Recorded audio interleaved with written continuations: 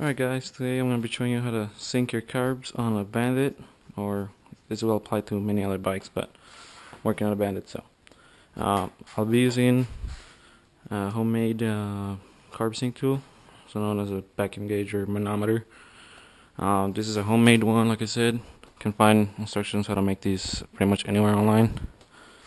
What I used was 1/4 inch inside diameter tubing, some 1/4 inch feedings over here. And you can get like 20 feet of this for like $2, so it's not real expensive. Then you fill it up with oil. I wouldn't use water because it's too lightweight and it might get sucked into the carbs. And also it might jump around a lot as opposed to oil. But this is pretty simple to make and it costs you about $4. As you can see, I just use cardboard. And yeah, so first step will be to take off your tank. The Bandit's just all naked because I'll be taking all these fairings off. Just, I don't know, for summer, give her a new look. So first thing you'll want to do is take off the tank. Now, if you don't have any way to keep the bike running after the tank's off, make sure you warm the bike up before you take off the tank. Because you're supposed to do this with the carbs at running temperature. So just let the bike run for about 10 minutes or right around the block so it gets warmed up. Then take off the tank, which you gotta remove your fuel petcock doohickey right here. Make sure you leave it in reserve or on. If you leave it in prime, it's just gonna pour gas everywhere and not stop. You remove those two 10 bolts and it'll come right off. I'm using this to keep her up so I can show you guys. You gotta remove the fuel sending wire, which is right here. This vacuum fitting to your petcock and the fuel line itself. You don't have to remove this, they'll just come out. When you remove the fuel line, some fuel's gonna come out, that's normal, but it'll stop if you have it in reserve or on. Alright?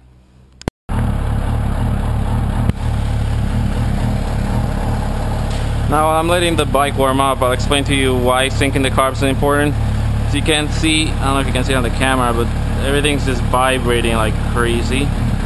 After you adjust your valves, you're supposed to sync your carbs, so they're all running at the same vacuum, and it won't cause all this vibration. So that's the main reason why you do the carb syncs. So I'm just letting her warm up, get her up to temperature, and then I'll remove the tank and go to step 2. Alright, so now the tank is off, the bike's fully warmed up. Now I'm going to show you what you need to do. It's gonna be pretty hard, especially filming with this GoPro. But if you can't see down there, I already got some clear tubing connect to those vacuum fittings. There's one on each carb. Just a second. They originally come with nipples. I don't know if you can see that one. So you're gonna have to remove those nipples and put in clear tubing that's gonna go to your sync tool. That's probably going to be the hardest part of this job, just removing those nipples and getting the tubing to go in there. Now on carb number 4, you have this one, this feeding, which already goes to your fuel petcock. So they're all on this side on each carb, and you need to get that clear tubing on there. Alright, so I'm going to try to do that. See you guys next step.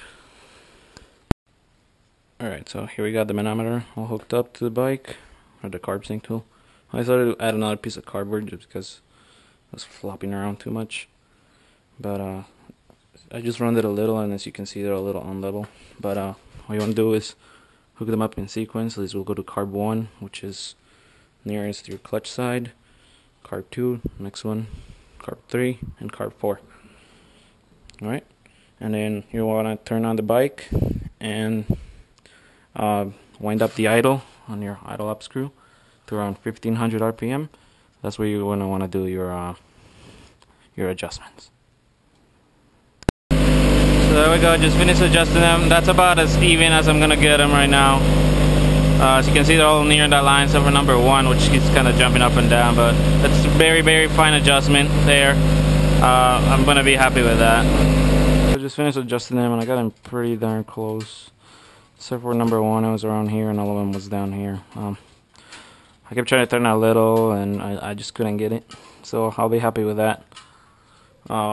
like I said, it will help reduce some of the vibration, but this engine is notorious for being vibrate a lot. So if you were hoping that was gonna fix all your vibrations problems, then sorry, but that's not the case. Almost kill myself. But yeah, if you can get them all to stay like that, perfectly even, then I mean it's gonna be dead on, but it doesn't have to be. It can be close. It's not really very accurate. None of these gauges really are. You're just trying to sync them up. But yeah.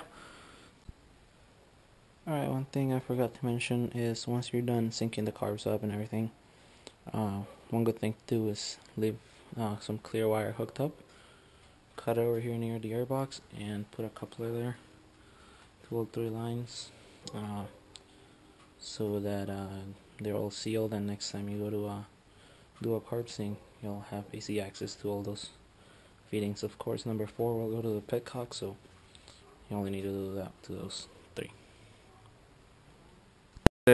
Stay tuned. I'm gonna be going all naked, as you can see, making some side covers, which Gen 2s do not come with side covers. The fairing ones, I know Gen 1s, some of them did. But yeah, just going all naked. Just did the carb adjustments. Got some new Pilot Road 3 tires, which I'm going to change eventually. And yeah, stay tuned for all that.